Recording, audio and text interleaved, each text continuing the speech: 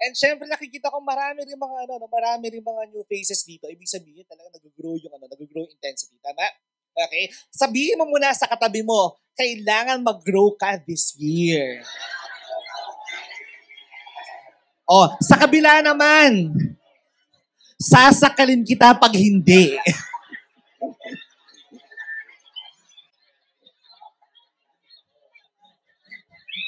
Marahas, di ba? Isang marahas na gabi. Anyway, so syempre, I know marami mga bago dito. And for sure, sa mga naman, sa mga uplines naman na nandito, syempre, itong new distributors orientation, I'm very sure alam nyo na talaga siya. Tama? Pero, importante nga sa business, kahit gaano ka pang katagal sa'yo sana, kailangan nandun pa rin yung willingness mo talaga na matuto, right?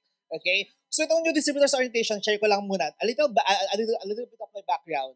Itong NDO na to, ito talaga yung nakapagpa-PPPS sa akin. Alright? And syempre, gusto ko rin recognize, meron tayong bago intense PPPS, si Coach Chan. Grabe. Yung silhouette, di ba? Naging totoong tao na. O, di ba? Congratulations. Ayan. Sige. Ay, paano nga ba to? Ayan. So, by the way, pakilala muna ako. I'm Engineer Ryan Rivera. So, I'm an engineer. Syempre, sa sana, business coach and entrepreneur tayo.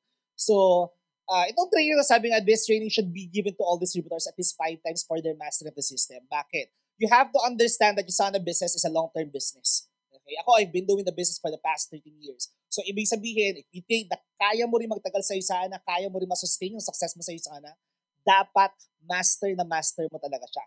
Ibig sabihin na master, yung tipong kahit walang slides, may papel ka lang, kayang-kaya mo siyang ituro. Alright? So next is, I'm the youngest breadwinner, kumbaga, youngest in the family, at the same time breadwinner ako. And the very reason kung bakit ako nag-USANA, kasi gusto ko talaga maging financially successful. Sino sa inyo dito gustong yumaman? Ay parang hindi ako convinced. Sino sa inyo dito gustong yumaman?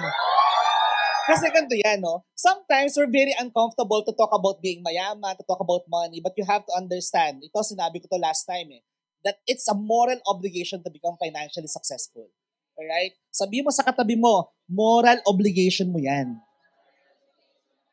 Simply, let's put it very simple lang, di ba?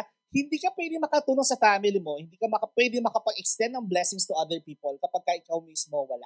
Alright? So, ang story ko sa sana, sa totoo lang, kumbaga talagang driven talaga ako kasi nga hindi naman kami well-off. Ayun yung picture namin way back 17 years ago. Kung hinahanap nyo ako dyan, ako yung lalaki may bag sa harap. Alright? So, mga panahon, wala pa pong makain, diba? So, backstory lang, both of my parents have diabetes. So, basically, when Yusana was first introduced to me, sobrang na-hook talaga ako sa idea that this is all about health. Alright? So, ito yung goal ko kung bakit nga ako driven. I believe some of you have heard about this story. Sabi ko nga, I wanted to become a millionaire at the age of 25. Who among you here gusto rin maging millionaire at the age of 25? Kaso lagpas ng edad mo. Huwag kang dyan. Huwag kang feeling dyan, di ba? Ito lang may mga karapatan. Anyway, ito na lang. Gawin na natin ganito. Sino sa inyo dito gustong ma-hit yung first million niya at least this year?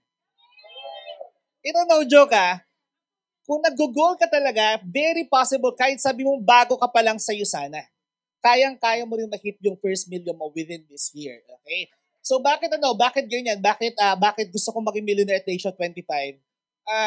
Third year college ako, meron akong nakitang napanood ko sa Rated K, Rica Peralea was featured, a businessman was featured, and a friend of mine was also featured doon sa Rated K na yon. So, ang story ng YouTube na yon, story ng Rated K na yon, these are the people na millionaires at the age of 25. So, napanood ko yon way back 2005 pa ata. So, sabi ko, kung paano nila nagawa, I think possible din talaga sa lahat. So, basically, yan talaga yung pray ko talaga. Like, third year college pa lang ako, pray ko talaga siya. At ito yung story niyan, yung taong nakapag-invite sa akin, yung pangatlong beses na nakapag-invite sa akin sa Isana, yan yung ginamit niya sa akin, yan yung ginamit niya sa akin spiel. Sabi niya sa akin, I remember Kuya Ryan, way back in college, sabi mo sa akin, you wanted to become a millionaire at the age of 25. And he invited me January 7, 2011. Alright? So ngayon, that time, January, gumagawa ko ng mga action plans ko, things to do ko. Tapos, yun yung pagkaka-invite niya sa akin, tapos sabi niya sa akin, Kuya Ryan, kamusta naman yung goal mo? Kamusta naman yung gusto mong business? Ako naman, sabi ko naman, okay lang naman. Pero at that time, talaga sabi ko, naghahanap talaga ako ng additional income. Kasi nga, nag-corn talaga ako. Kumbaga, yung idea ng Millionaire at the age of 25, pinag-iisipan ko talaga siya that time. Kasi 24 ako noon. Right? Tapos, November 10 yung birthday ko, turning 25 ako that year, 2011. Tapos ano yan, sabi niya sa Kuya Ryan, baka hindi mo na kailangan to. Di ba may mga ganyan tayong mga spill, yung mga tipong pakipot effect. Tapos ako naman, actually okay lang naman. Tapos nadala niya ako dito sa office. Tapos, ang nag-present po sa akin ng isa na is no other than our founder, Mentor Caleb at Pao. Pakipalakpakan. Ayan. Nung na-present niya sa akin yung isa na 1 week gold director pa lang si Mentor Caleb that time. Tapos, after the presentation, talking about on-the-spot PE, I'm one of the people na nag-on-the-spot dahil sa presentation ni Mentor Caleb. Okay? I'll be forever grateful to that day, to the Lord, for that day, na na-invite ako sa Usana. Kasi bakit? Itong goal na to, gusto ko maging millionaire at the age of 25, hindi ko na ikwento yung buong story, pero to cut the long story short, a week before my birthday, nasa Usana na ako, November 10 ang birthday ko. A week before my birthday, my total income in Usana was around 900,000. And I was really praying hard. Sabi ko, Lord, gusto ko po maging millionaire at the age of 25. Next week na po yung birthday ko. Paano naman po yun? Ang laki naman po ng kulang, 100,000. Sabi ko, kapag hindi ko po siya na-hit, hindi pa rin siya first million. It's like I'm 900,000-aire pa lang. So, hindi pa siya millionaire, pero alam mo, sa totoo lang, naniniwala ako, there's no such thing as coincidence, but there is what we call divine incidents. No joke, that week, I earned, the following week, on the week of my birthday, commission week of Usana is 11-11-11. My birthday was November 10, 2011, turning 25. I earned 107,000 for that week, making me hit my first million in Usana. Alright? So bakit ko siya kinikwento? Kasi maybe some of you, mga bago dito, hindi mo naiintindihan bakit ka nasa Usana. Pero I'm telling you, kailangan mo mag-antay. Baka mamaya, ito na pala yung matagal mo ng pinagdarasal. Correct? So ganun siya. Maybe some of you, nadala ka lang sa income booster, tapos may presentation pala after. Diba? Sabi, financial literacy may presentation, pero take note, hindi parang isipin mo na lang ganito. Sa kadami-dami ng prospects ng friend mo, bakit ikaw pa yung natsyempohan niya nung oras na yon at online ka at na-invite ka niya sa Usana? Alright? So ayan, ito ako dati, so bago mag-Usana dati po akong langgam dati. Ako langgam dyan. Alam mo yung sa ants, di ba? Parang very So ayan yung nagtuturo pa ako sa review center. Tapos ito yung, dati akong R&D engineer sa isang power supply company. Ayan. And syempre, dahil nga sa Usana, grabe, ang daming blessings na nakuha ko talaga sa Usana. Nakagawa pa ko ng napakaraming pelikula. Lituhin pa natin kayo. Ayan siya.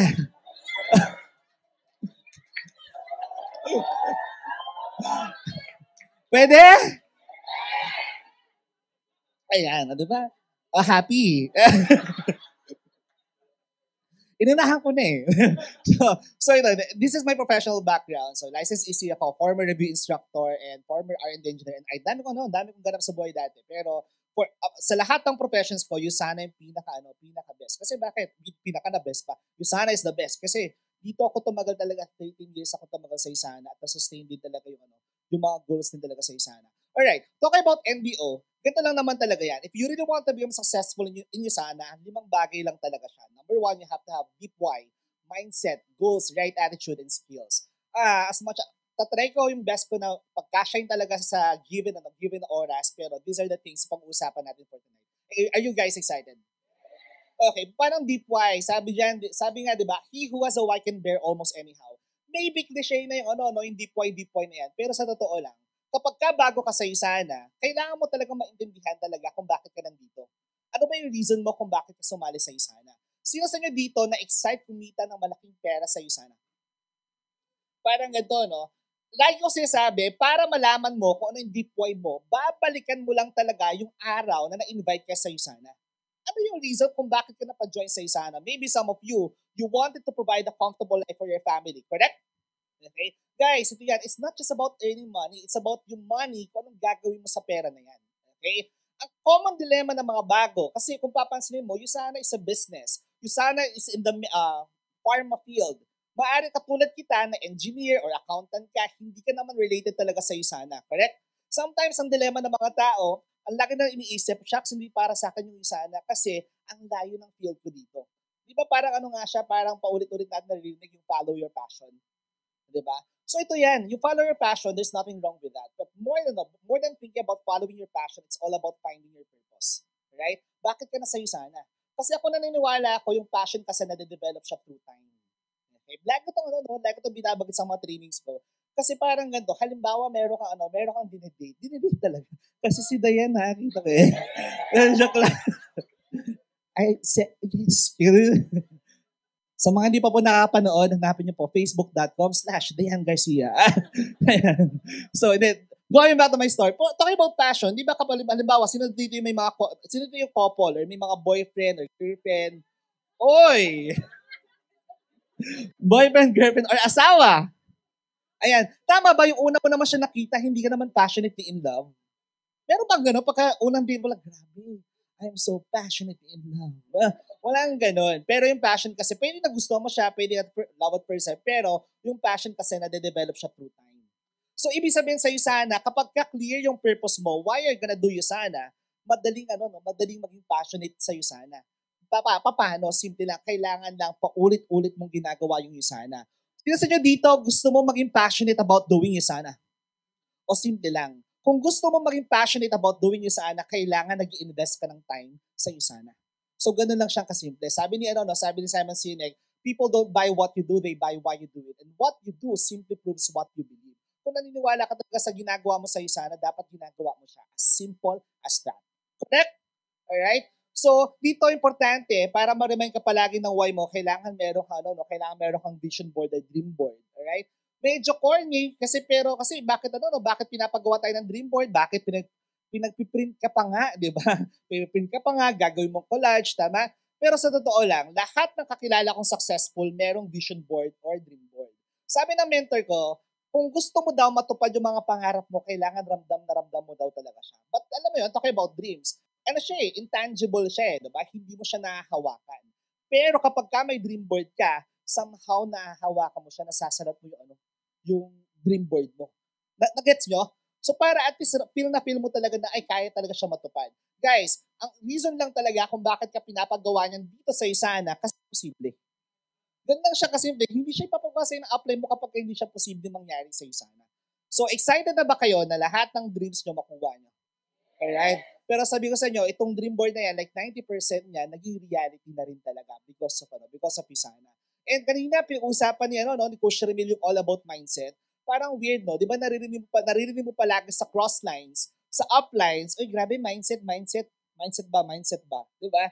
Pero ito, no? Let's be logical about this, no? When we talk about mindset, ang ibig sabihin niyan set of thoughts siya. Set of thoughts siya na tumatak sa utak mo na somehow, pinaniniwalaan mo. Nagets? So parang ganito, talking about mindset. Kapag halimbawa, ang mindset mo, hindi mo kayang gawin ang isang bagay, hindi mo na siya magagawa. Kasi sabi, set of thoughts, pinaniniwalaan mo na siya. Alright? So yung subconscious mind mo ngayon, yun yung gagawin. Yung actions mo towards something, yun na yung mangyayari. Kung hindi mo kaya, instead na may potential ka pala, hindi mo na ilalabas. Alright? So sa mga nandito, nag-hit ka ng PPS, ngayon pala, I'm telling you, itatak mo sa utak talaga natin na kaya mong gawin yung sana. Maraming klase ng mindset di ba? We have this growth mindset, we have this big time mindset, abundance mindset, and ownership mindset. Number 1, growth mindset. Sabihin mo sa katabi mo, lahat ng bagay ay kayang pag-aralan. Hindi mo pwede sabihin hindi mo pwede sabihin na, mentor, coach, upline, hindi ako marunong mag-invite. Pero ilan na ba na-invite mo? Nasa isip ko pa lang sila. Pwede bang gano'n? Hindi siya pwedeng gano'n You have to do it You have to experience for you to learn. Alright? Alam niyo, sa totoo lang, about growth mindset, pinatunayan na nga yan. Sinasabi nga ni Bill Gates, ni Carol Dweck, yung author ng mindset. Sinasabi talaga niya, ito para lang yung context ba ng mindset, maintindihan talaga natin. Ang sabi doon, kahit daw ikaw pa yung pinakamahina sa math. Sino sa inyo dito hindi niya love yung math? Taas ang kamay. Kahit sabihin daw natin na ikaw pa yung pinakamahina sa math. Para tingnan muna sila, kampi tayo. Mahina na sa math. Kasi sabi doon, kahit ikaw pa yung pinakamahina sa math, pwede ka daw maging genius. Yun daw talaga siya. Kasi di ba tinuro din sa Power Punch na yung neurons natin, pwede pa mag-grow talaga. Correct? So paano daw naging genius sa isang tao towards sa isang bagay? Simple lang. Kapag ka paulit-ulit yung ginagawa.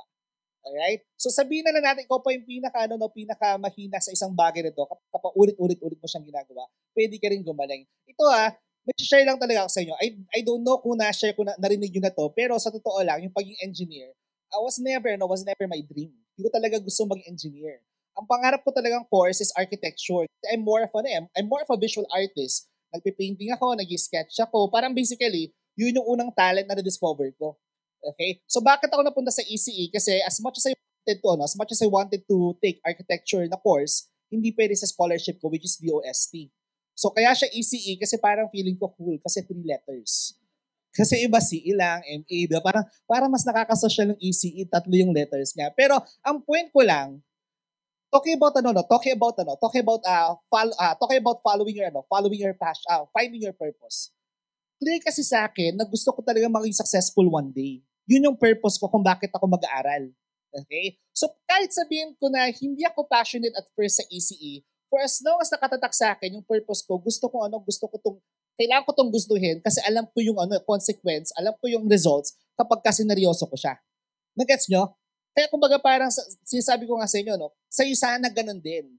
Kahit feeling mo, hindi ito yung something na passionate ka talaga, feeling mo hindi ka skillful, I'm telling you, gagaling ka rin. Alright? Sabihin mo sa katabi mo, gagaling ka rin.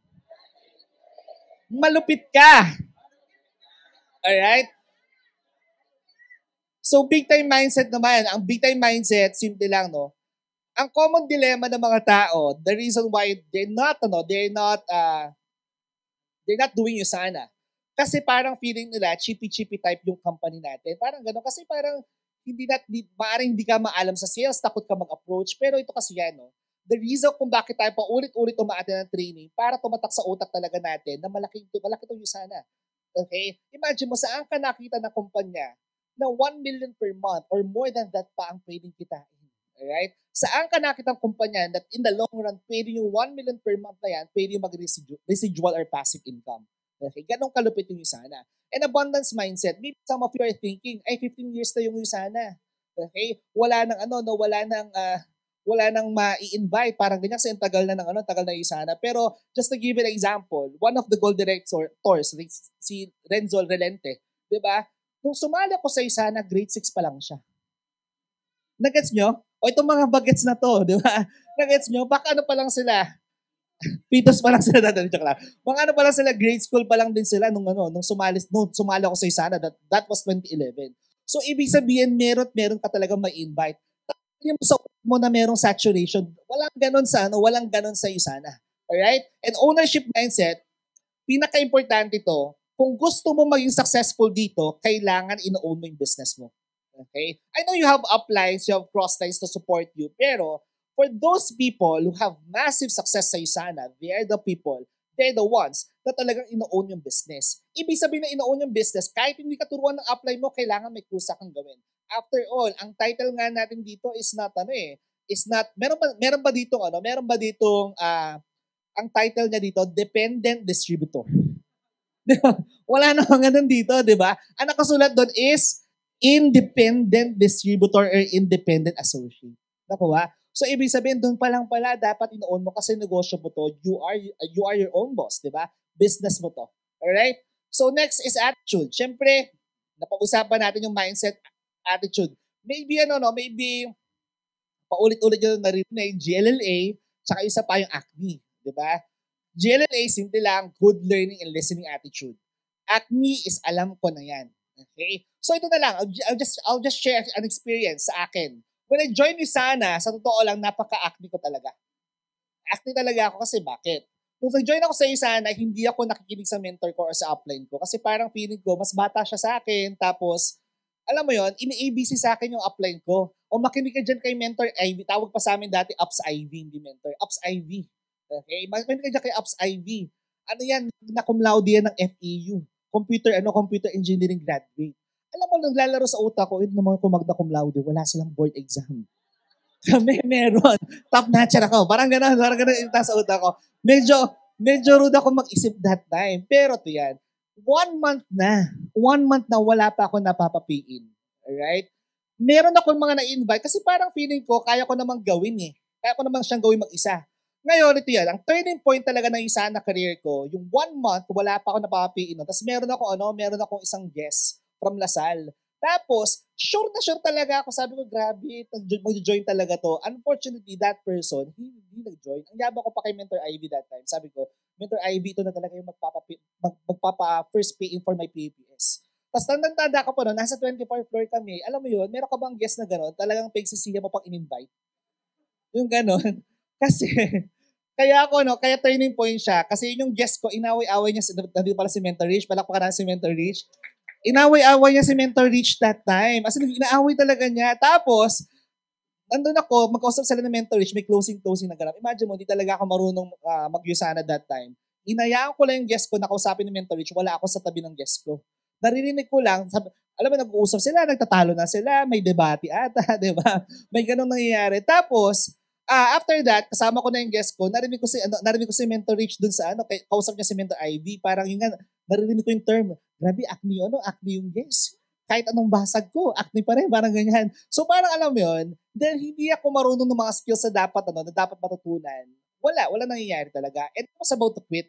Kasi parang hiyang-hiya ako kay Mentor Rich na dinala ko yung guest ko sa Yusana, hiyang-hiya rin ako sa friend ko na dinala ko siya dito.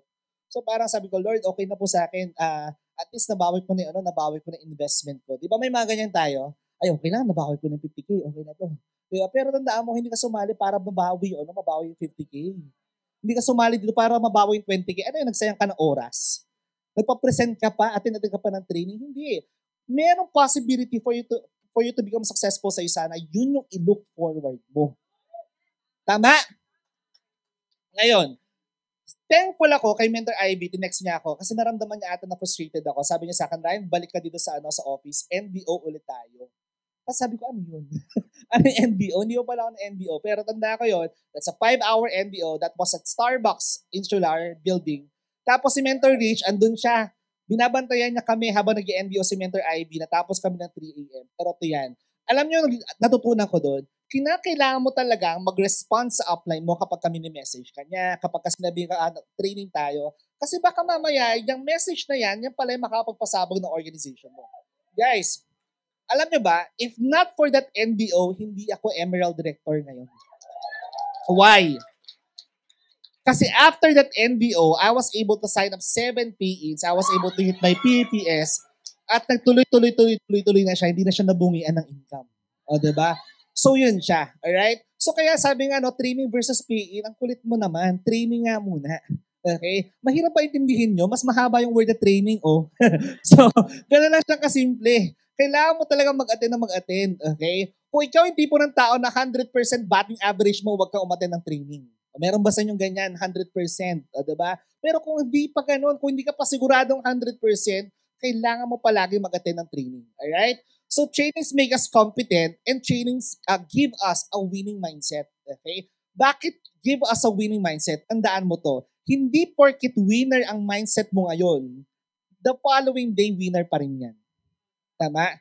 May mga araw na talagang feel mong gawin yung sana. May mga araw na sobrang excited ka pero aminin mo maraming mga araw na tamad ka. Correct? Diba? Pero sabi nga ni Coach Ramil, it's not about the motivation. It's about the habits talaga. Kailangan maging matik sa iyo yung Yusana. Parang ganito, kapag ka magtutoothbrush ka ba, pag-isipan mo ba, makakabuti ba sa akin mag-toothbrush or hindi? Di ba, hindi naman. Makakabuti ba sa akin pag naligo ako or hindi? Guys, kailangan matik din ng Yusana. Alam mo makakabuti sa ito, kailangan mo lang talaga siyang gawin. Alright? So, commitment is the key. Paano commitment? Pag sinabi natin commitment. Commitment.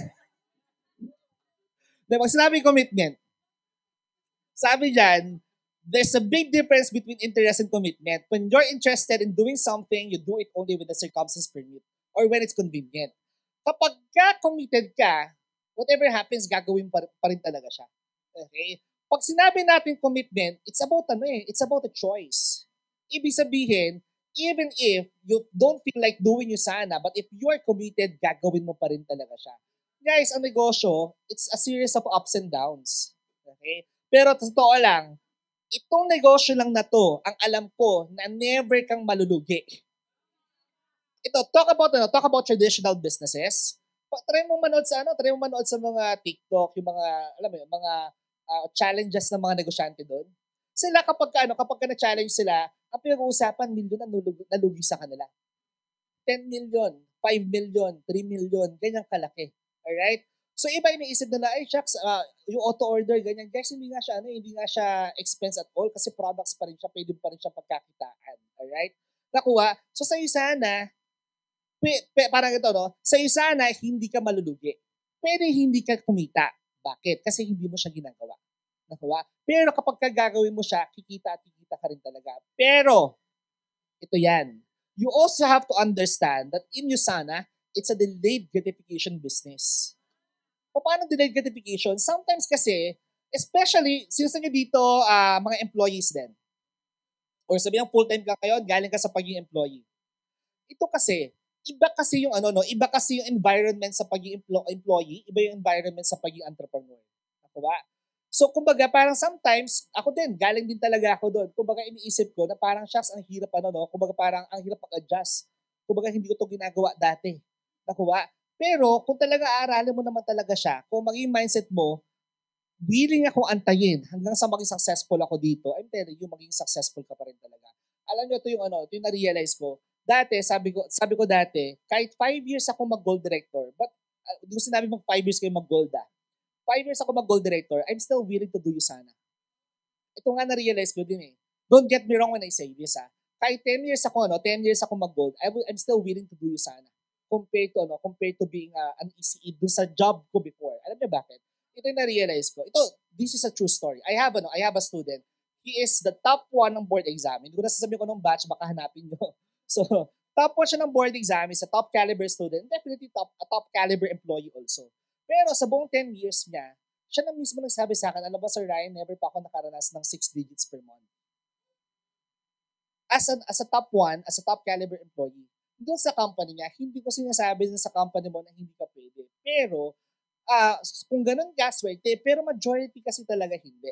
Okay? Pero yung sinasabing 10 years kayo mag-gold director. Dahil nakita ko kung gaano ka-valuable yung Usana, I became gold director after 11 months of doing Usana. Alright? So, strong beliefs, hindi lang, no? Strong beliefs saan? Sa network marketing, sa Usana, sa team, sa sarili mo. Okay? Guys, ang pinaka-concern lang naman talaga natin palagi, tama ba? Maganda naman yung Usana company eh. Kaso nga lang, network marketing kasi siya. Correct? Tama? Yan yung pinaka-challenge ng mga bago. Okay, sana yung Usana. Grabe, superb yung products, but the problem is network marketing. And ito yan. Hindi mo lang kasi naiintindihan kung ano yung network marketing. Sabi dyan, network marketing is a system of moving products from the factory to consumers through an organization of users, retailers, and network builders or business builders. Alright? Yan yung exact definition ng network marketing. The reason kung bakit may stigma yung mga tao sa network marketing kasi ang daming scam sa Pilipinas. Okay? Ito, parang ganito nga siya palagi, para siyang ballpen, di ba? Ang ballpen, panulat siya, correct? Pero pwede ko rin bang panusok sa leeg ni Kim? Sa leeg talaga na specific. Napaka-morbid naman. Pero, tama, pwede, di ba? Pero kasalanan ng ballpen, hindi. Kasalanan ng taong gumamit. Alright? But you'll be proud kasi bakit? We are part of the best industry, network marketing. We're part of the best company when it comes to network marketing. Alright? So ito lang siya, ganito lang siya kasimple. Why network marketing? Saan ka nakakita ng negosyo na 50K lang?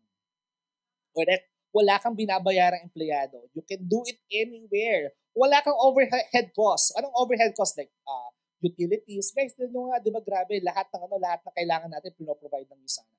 Okay? Saan ka rin nakakita ng business na may personal growth? Ito pala, meron akong kakilala na, alam mo yon, may traditional business din siya, pero ang naiinggit talaga siya sa Usana is dito kasi meron ka mga coaches, meron ka mga mentors. Imagine mo, day one ka pa nga lang, tinutukan ka na agad ng upline mo.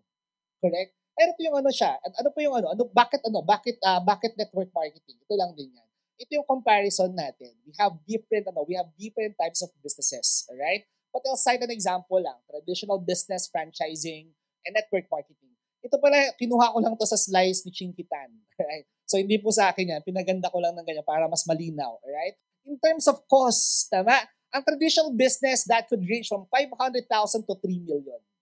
Franchising 250K to 1 million. Network marketing 25K and above lang. Alright? But in terms of risk, tama ba high risk ba ang traditional business? Yes. Yung kuya ko sa Finland, nagtayo siya ng fine dining restaurant sa Finland at doon siya nagkautang-utang, 10 million kasi yung nilabas nilang pera. Tapos nagkaroon ng pandemic, then wala. 10 million 10 million in pesos 10 million. Alright? So, ganun ka-risky. Alright? Franchising, mataas rin ba yung risk? Yes, then. Alright? In network marketing, mataas ba yung risk? Wala. Wala. Actually, wala nga eh. Ang lagi kasi sabi ni Mentor Caleb dati sa amin, ang worst case na pwede mangyari sa'yo sa sana is maging healthy ka. Diba? Laklakin mo yung Cell Essentials. Diba? Gawin mo popcorn habang nanonood ng Netflix. Diba? So, success rate, traditional business, mababa lang talaga. Okay? Network marketing, yes. Okay? Ngayon, kung gusto mong mataas talaga yung success rate mo talaga sa sana, you just have to follow the system. Kailangan mo lang talaga siyang tiyagain. Right? Ang maganda lang sa network marketing din, you can earn a full-time income na kahit part-time ka. Ito nga yung good news eh. Kahit nga hindi ka naman mag-resign sa job mo, pwede ka pa rin kumita ng 100K per month sa sana. Ganun siyang kaganda. Alright? At syempre, bakit maganda yung Usana? Kasi legit tayo ng network marketing. And here are the things to distinguish a legitimate network marketing company. Number one, dapat wala kang direct referral fee. Dapat may unique selling proposition ka. The reason why most network marketing companies fail simply because palpak yung product nila. Example, have you heard about a network marketing company that sells shoes, di ba? Yung shoes, okay naman yun. Kung maganda yan, bibilin pa rin yung tao. Pero tama ba, kapag bumili ka ba ng shoes ngayon, next month pa bibili ka? Ninangatkan mo ba yung shoes? Hindi mo inaubos yan. Correct? So, wala siyang it's not consumable eh. Correct? So, hanggat hindi mo feel bumili ng shoes, hindi ka bibili. So, wala siyang wala siyang repeat purchase. Alright? At importante rin, dapat may in-house manufacturing. That's very important. Why? Imagine, you're part of a network marketing company pero wala kang control sa manufacturing ng produkto mo. Kaya maraming company, ang ginagawa nila, papalit-palit sila ng produkto, papalit-palit kasi sila ng supplier. That's the very reason. Alright? And we're part of the Direct Selling Association of the World. BSA member din ang Usana. Alright? So, why Usana? Ito lang, grabe. Ito mo yung mission ng Usana. Usana's mission is to develop and provide science-based health products of the highest quality distributed internationally through direct sales. All of Usana's strategies and decisions are filtered by its core values. Ano yun? Health, excellence, integrity, and community. Okay? Ganyan kalupit yun. Ganyan kalupit yung company natin. Alright? And why Usana? Simple lang. Number one, we have our own in-house manufacturing, an FDA-registered facility. Imagine mo na lang 8,000 elite athletes entrust their health to Usana. Ganun kalupit yung Usana. Potency guaranteed, ibig sabihin, nakita niyo yung pirma ni Dr. Byron Benz? Ang ibig sabihin lang yan, talagang talagang tinataya ng pangalan niya na itong product na to, sobrang ganda nito. Na kahit masira ang pangalan, kung tinatayahin yung pangalan niya, na sure talaga siya na sobrang ganda nito. Alright? And take note, alam nyo ba, trivia lang, Usana spends $10 million, at least a minimum of $10 million every year for research and development. That's why umabot na tayo sa 150 scientists. At ang pinakamalupit pa dyan, our founder is also a scientist. Alright? Alam nyo, itong mga bagay na to, this is something na dapat kapag ka nagpresent ka, dapat proud ka, dapat alam mo. Alright? Kasi kung gusto mo magka-on the spot, you have to be knowledgeable. Kasi what if alimbawa nagpresent ka, shucks, paano nga ba to? Apply nga ulit to. Hindi mo lang pwede papunta yung apply mo kapag hindi siya available that time. Kailangan alam na alam mo talaga siya. Alright? Are you guys learning? Okay. Belief. Pinaka-importante sa lahat. Belief sa company, sa industry natin, but most importantly, kailangan maniwala ka sa sarili mo. Alright? Kailangan maniwala ka sa sarili mo na kaya mong gawin yung Usana. Sabi dyan, believe in yourself, believe in your dreams, and believe in God's plans for you. And your entire life will change. Ganun lang siya. Ganun siyang kasimple. Sabi mo sa katabi mo ngayon, oy, maniwala ka na kasi.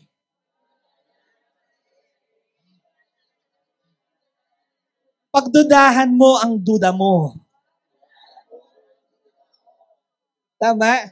Kasi yun lang naman talaga siya. Alam mo, naniniwala talaga ako, lahat ng tao sa Usana, may kanya-kanya lang talagang perfect timing.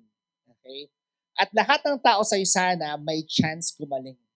Okay? Okay lang ba palakpakan natin ang newest director, Coach Pen Bolina? Grabe, di ba? Nakakabaliw, di ba? So lahat talaga, no, lahat pwede mag-shine talaga sa Isana. Lahat ng tao dito gagaling at gagaling rin. Alright?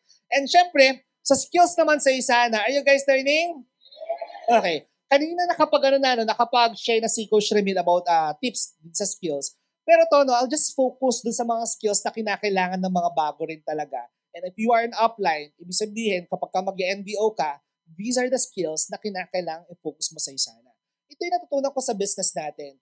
I've learned that doing Isana business is actually a professional career. The reason why some people hindi nila makuha yung rhythm nila sa business simply because hindi talaga nila cheat yung Isana sa professional career. Paano professional career? Parang ganito lang din yan. Sino sa inyo dito naniniwala kayo na darating time kikita ka rin ng 200K per month? Sino sa inyo dito naniniwala darating time kikita ka rin ng 500,000 per month? Sino sa inyo dito naniniwala kikita ka rin ng 1 million per month? Guys, tingnan mo, 1 million per month, hindi ba ka-deserve na i-career yan? Ganun lang siyang kasimple. Pag sinabi mong career, ang career nga natin, for example, ako, engineer ako, ECE ako by profession, 5 years. Imagine mo, inaaral ko dati yung mga electrons, hindi ko nga sila nakikita. At ang malupit nun, inaaral ko yung electrons, inaaral ko yung galaw nila, yung movement nila. O, di ba?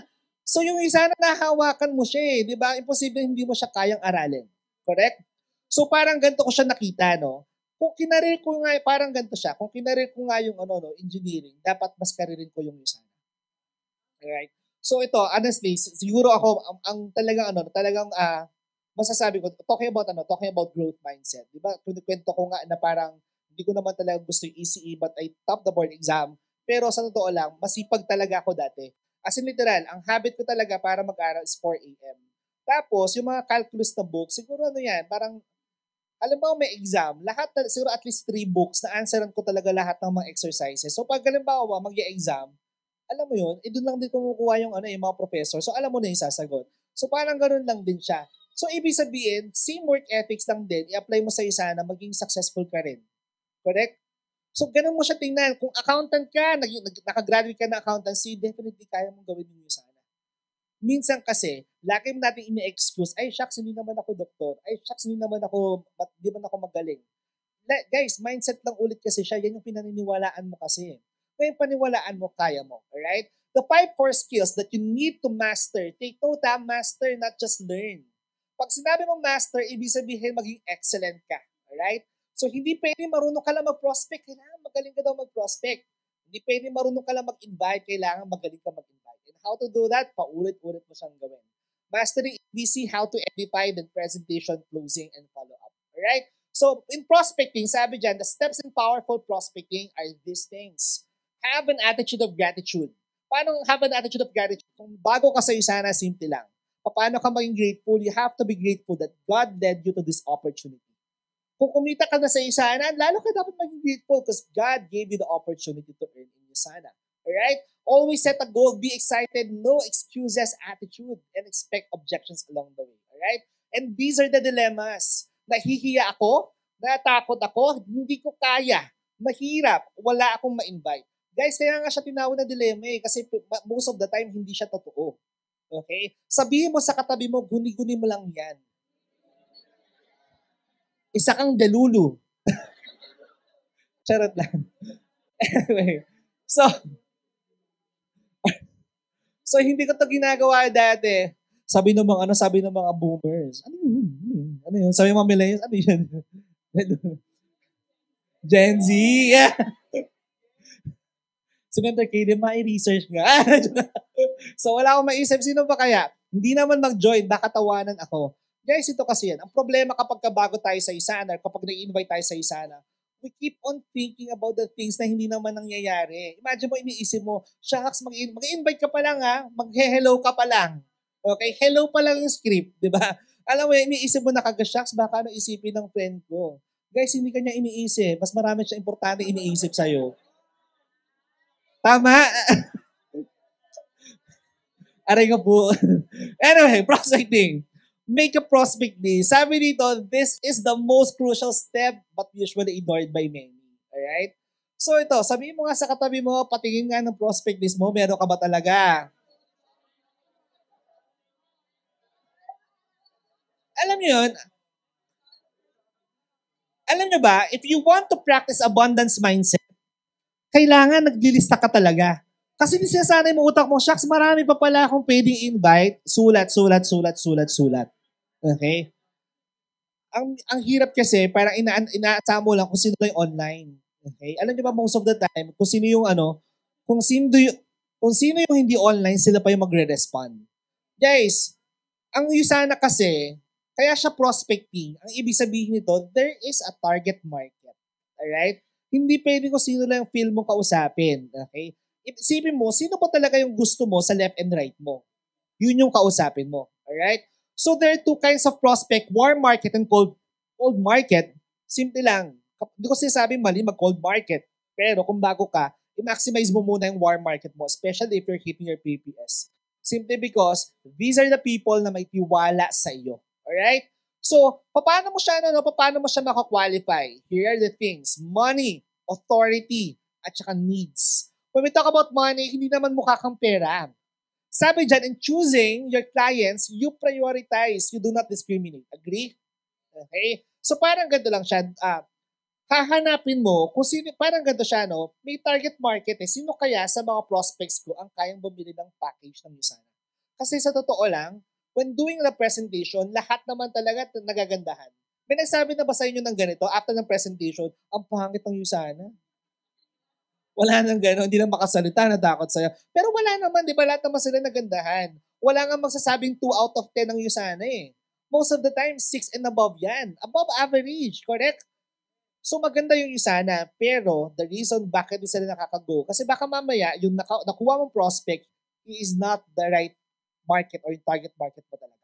Alright? So, another thing, authority. Leaders, influential, as being network-driven and positive. Guys, ako naniniwala ako that leadership is a skill. Alright? Ibig sabihin, lahat na nandito sa room, we all have an equal chance to become great leaders in Usana. Alright? So, truth yon. Okay? Truth yon. Growth mindset, remember, kahit ikaw pinakamahina, you'll become a genius. Alright? Pero, agree ba kayo that there are people who are natural, who have this innate leadership skills. Correct? May mga ganung mga tao. At the same time, ito yung mga tao meron na rin mga experience sa leadership. When I joined Usana, I understood the idea of network marketing.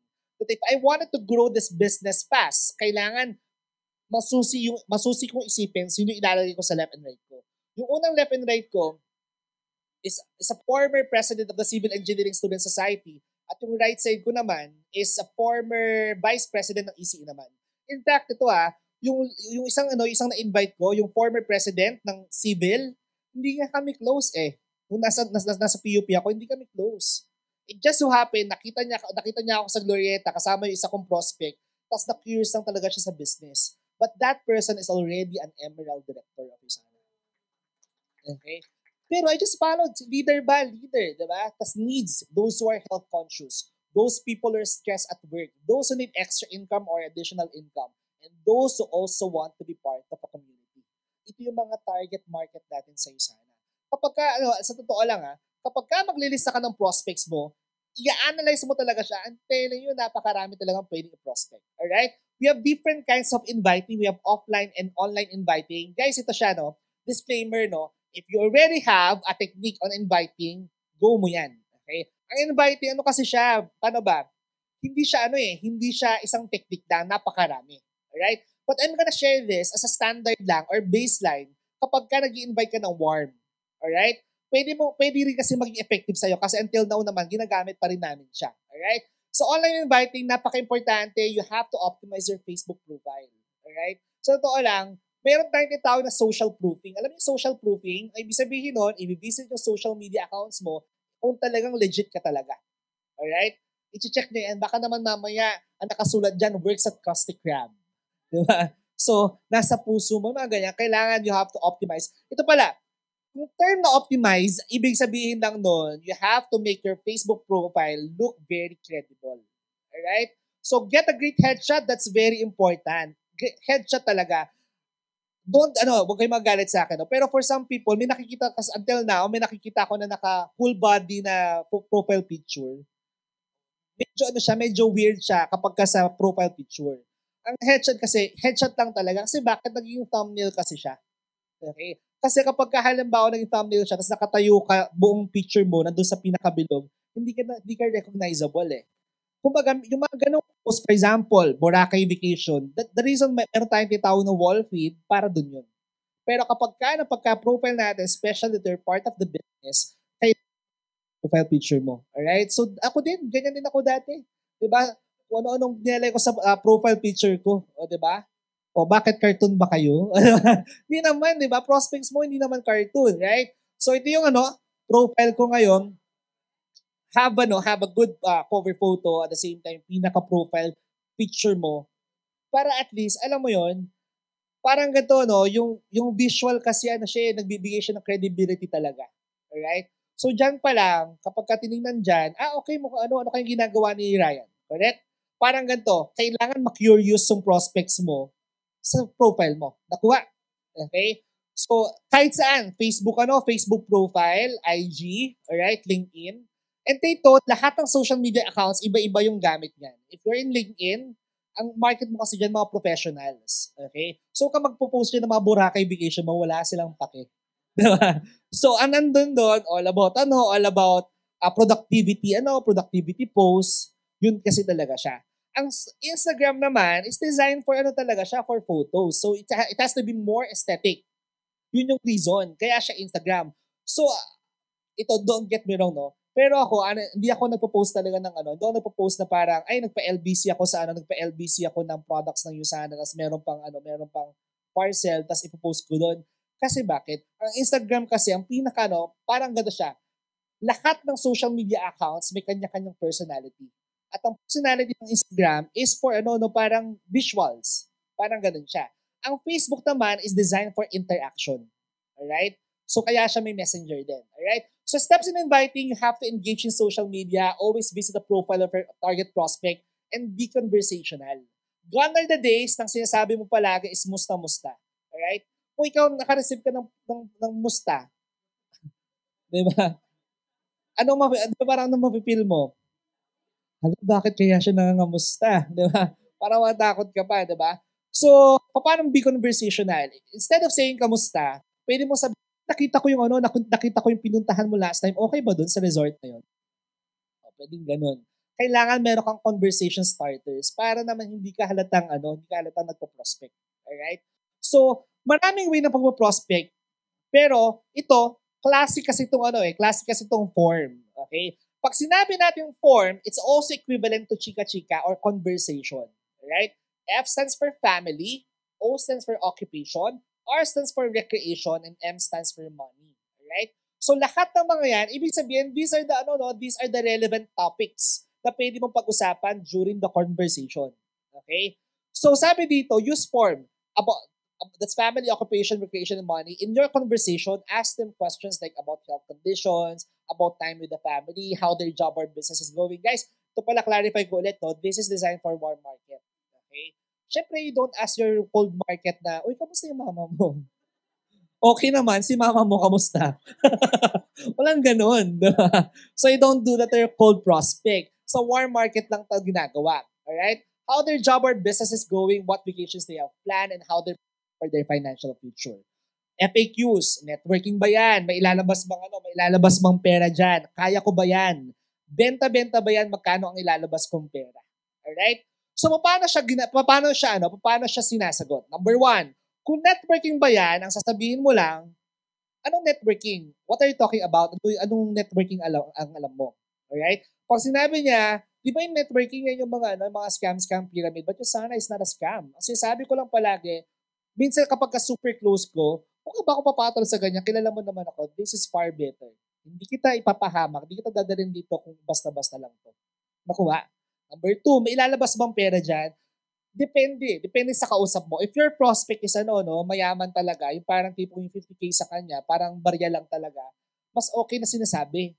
Alam ba, meron akong friend na broker. Sabi niya sa akin, magkano ba ilalabas dyan? Sinabi ko lang sa kanya, 20,000 if the potential income is 200,000 per month. If you want 600,000 per month and above, you go for the 50,000 package. Ganun lang siya. Pero syempre, kapag halimbawa, hindi ka sure, kung halimbawa sabihin na lang natin, 2 years pa lang nag-work, 3 years pa lang nag-work, pag sinabi mo 50,000, wala na. Nowhere to be found na siya. 'Di ba? So pag tinanong kami lalabas bang pera diyan, ako sinasabi ko lang, no commitments. Pero trust me, magugustuhan mo talaga 'to. Alam mo, until now, ginagamit ko yung turo ni Mentor Caleb. No? Di ba copy upline lang naman? Sabi lang ni Mentor Caleb, use the magic word. Basta. Trust me. Maganda to. So, ganun lang talaga siya. Alright? So, ito, sa mga downlines ko dito, tsaka matagal na nakakarinig yung training ko, for sure, alam na alam nyo to. Kasi bakit? Itong conversation na to, lahat ng binanggit ko kasi doon, lahat na apply dito. The prospect is Gerald. Sabi ko sa kanya, pero to like years ago pa to, kamusta effective pa. Hi Sir Gerald, kamusta? For context, Gerald is my senior engineer. Never kami nag-usap kasi very introverted type of person. Alright? Kilala ko lang siya kasi alam ko matalino siya, magaling siya, senior engineer ko siya. So sabi ko sa kanya, sabi niya, Ox lang, nasa Maxim pa rin. Ikaw, executive na dating mo ha. Kasi bakit? Titignan agad nila yung profile yung thumbnail. Correct? Tama? Tapos sabi ko, ako po, ayun po, dati po ako sa HP, pero resign na po, I'm into business na. Sabi niya, ano yung business mo? Dati, ginagamit namin itong term na to, you can also use this kasi iba naman na yung market mo Online, offline advertising. Ito common dilemma. Nung nagsisimula ako sa isa na ang dilemma ko, parang feeling ko nagsisinungaling ako. Who among you here nakaramdam ng ganyan? Shucks, grabe, yung mentor ko, tuturuan ako magsinungaling kasi ba't niya ako tuturuan? Ang sobrang pala desisyon ko sa buhay, talagang sinusunod ko yung gusto ko. So, pag minanong sa akin, ano yung business mo? Ano to network marketing? Alam mo ba, ito yung pinakamalupit na networking sa Pilipinas. Iba't ibang products meron kami dito. Meron para sa puso, meron para sa liver. So, ganun ko siya ina-apply. Pero ito kasi siya, no? You have to understand. Siyempre, iniisip natin, shucks, baka online offline advertising, siya, kumbaga parang white lies siya, parang gano'n. Pero online offline advertising is an acceptable word sa Europe kasi siya. Kumbaga yun yung ginagamit talaga na word.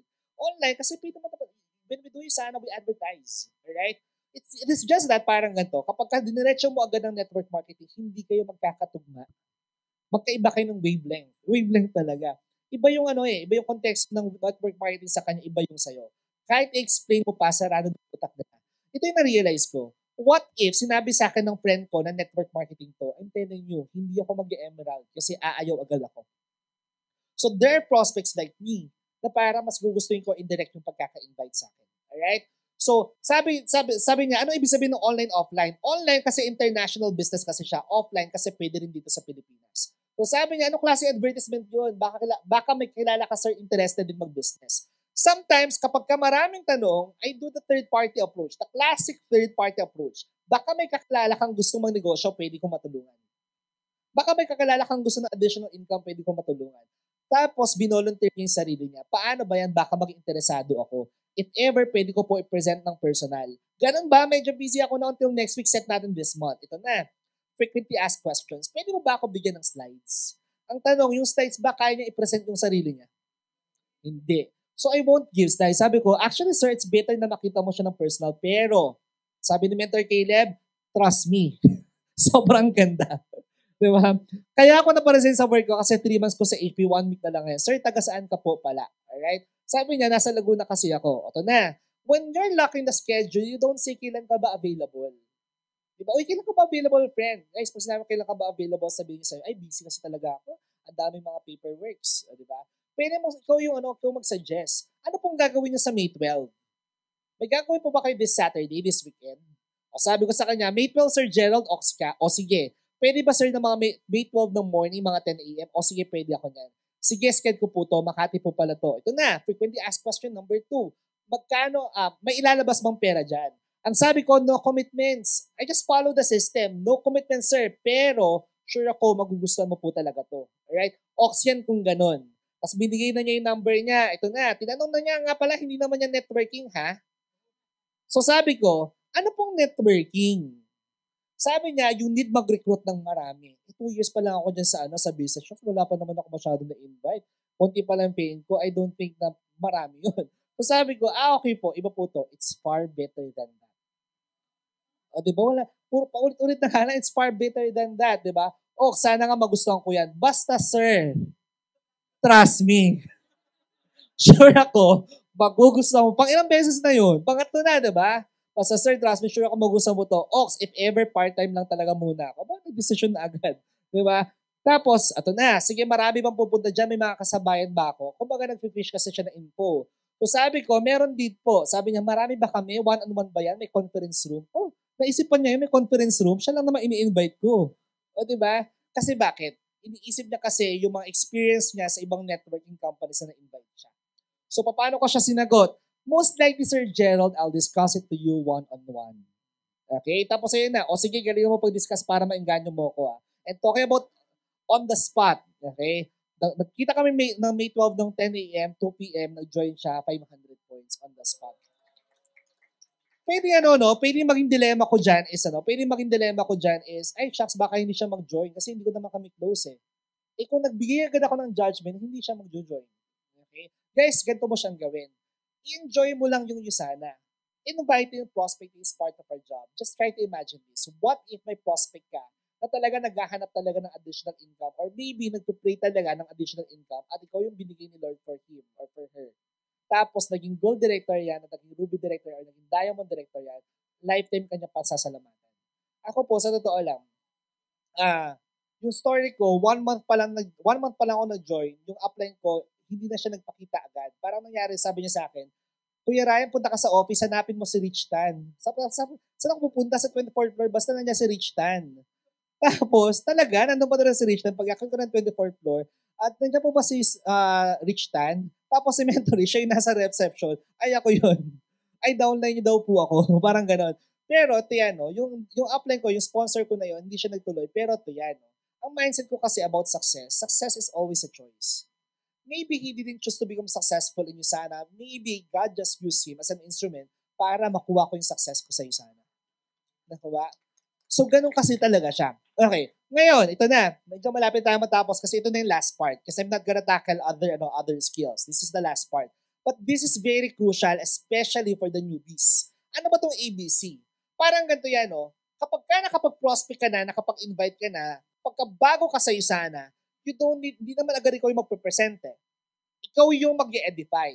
Dahil ito yan, your uplines, your coaches, your mentors have the skill in presentation. Sila yung well-versed dyan, well-knowledgeable about dyan. Sila yung skill, sila yung mas persuasive. Ang ginagawa lang natin as a newbie, nile-leverage natin yung skill ng upline natin, ng coach natin para sa atin.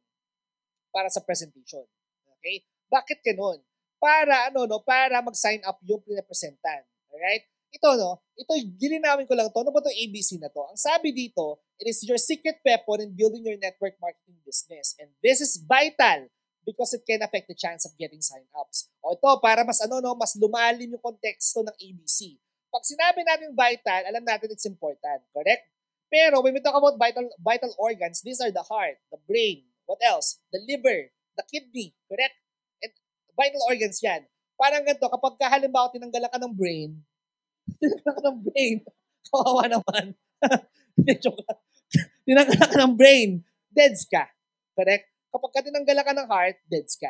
Ibig sabihin, pag wala to, deads ka rin sa negosyo mo. Correct? So, ganun siyang ka-importante. Ibig sabihin, kaya siya minamaster. Sisimplihan ko lang to, no? Very short mode lang to.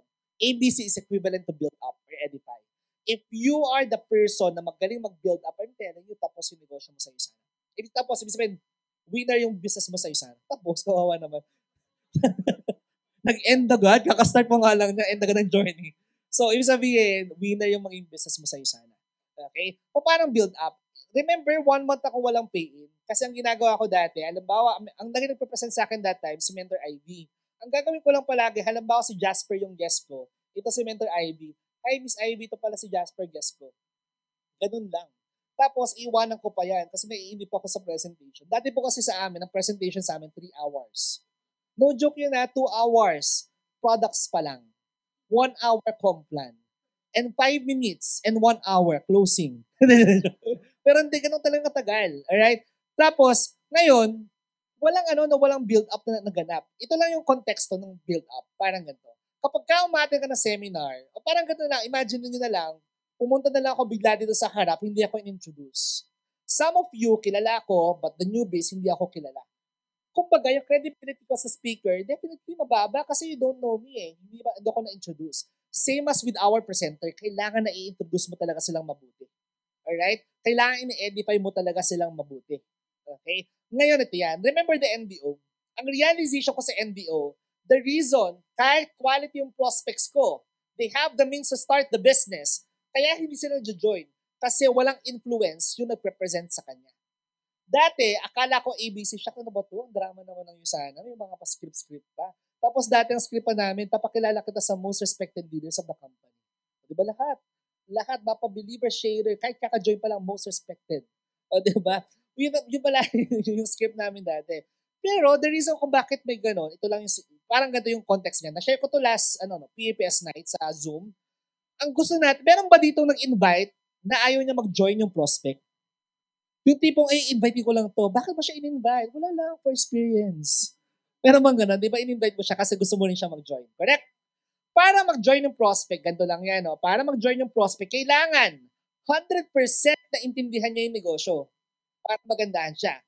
Para 100% na maintindihan niya yung negosyo, kailangan 100% yung attention niya sa presentation. It will only happen kapag 100% ang pakikinig niya sa presenter. It will only happen kapag credible yung presenter sa kanya. How do we make the person or the speaker credible? Kailangan binabanggit mo yung edification, yung mga traits ng tao na yun. I-edify mo siya, i-build up mo siya. As simple as that. You guys, are you guys learning? Alright. So ito siya, simple lang, no? Ito yung friend mo, ikaw to, you have the expert. Yung friend mo may tiwala sa'yo but you don't have the credibility in the business simply because bago ka pa lang. May credibility yung expert or yung upline mo.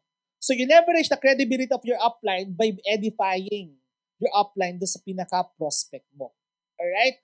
So sabi dyan, why ABC? Ayan siya. Ito, nabanggit na pala, no? Sabi dito, they know us how you are or how you have been, but not how you are going to be. Often they judge us on what they know about us now and not what our future success can be. Wala tayong credibility. That's why nile-leverage natin yung expert or coach. Okay? So, paano ABC? Ito lang, few slides na lang. Ito siya, sabi dyan, no, how to edify.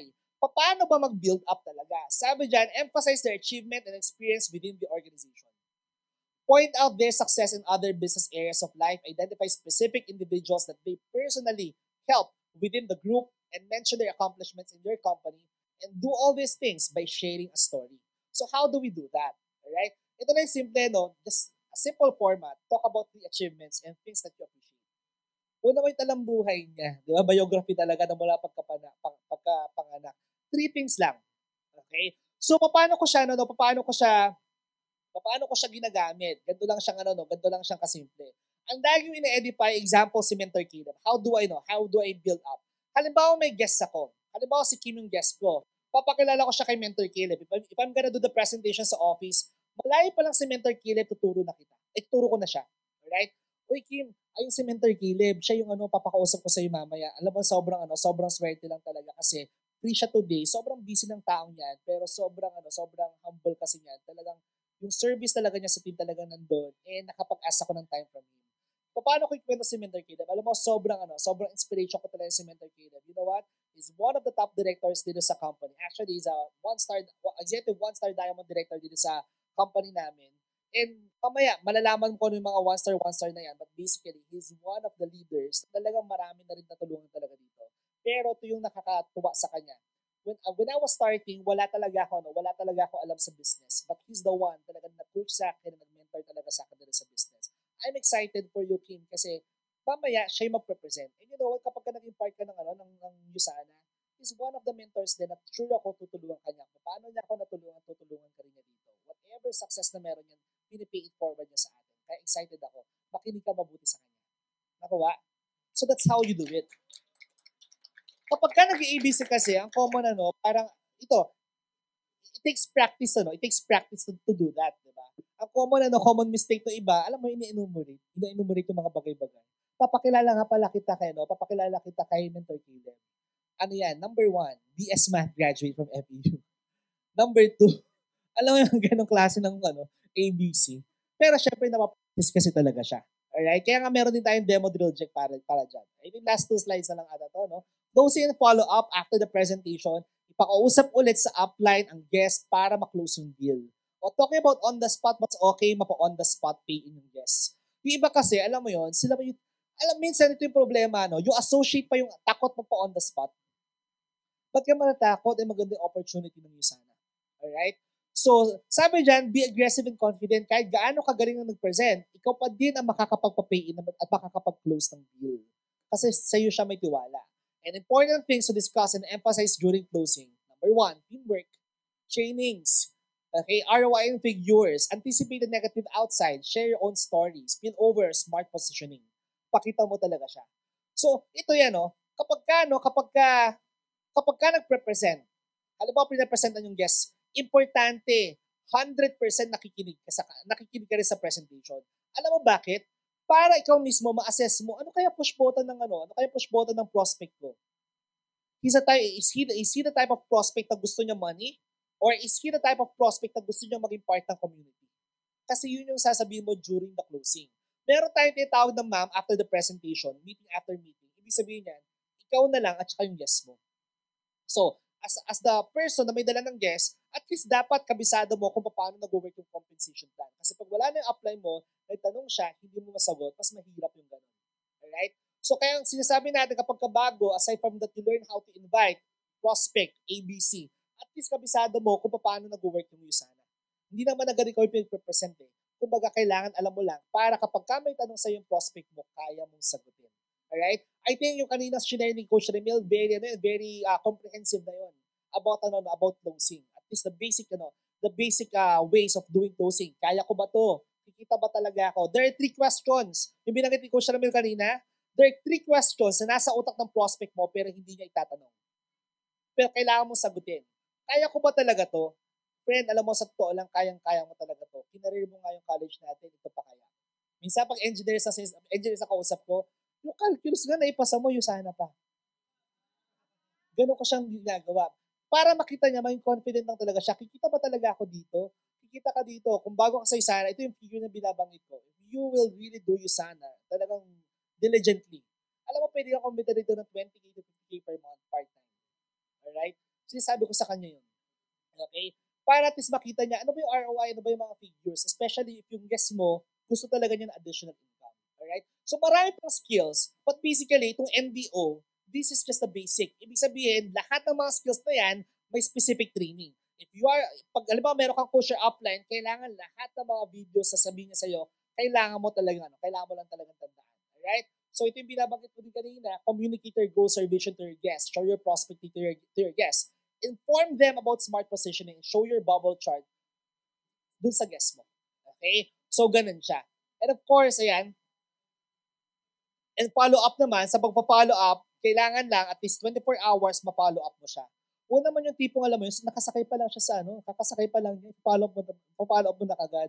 Uy friend, gugo ka na ba? Napag-isipan mo na ba? Hindi, kakababa ko lang ng elevator. Alam mo yun? So yun siya, no? So again, sa lahat ng mga bago dito, kailangan na master nyo na to. Alright? So syempre, itong week na to, maraming opportunities itong week na to.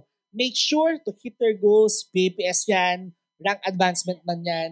If you're hitting, since nyo dito nag-hit na Silver Director for Asia Pacific Convention, lahat ng mga bagay na to, kailangan lang talaga natin i-apply. And with that, thank you so much everyone, and God bless us all.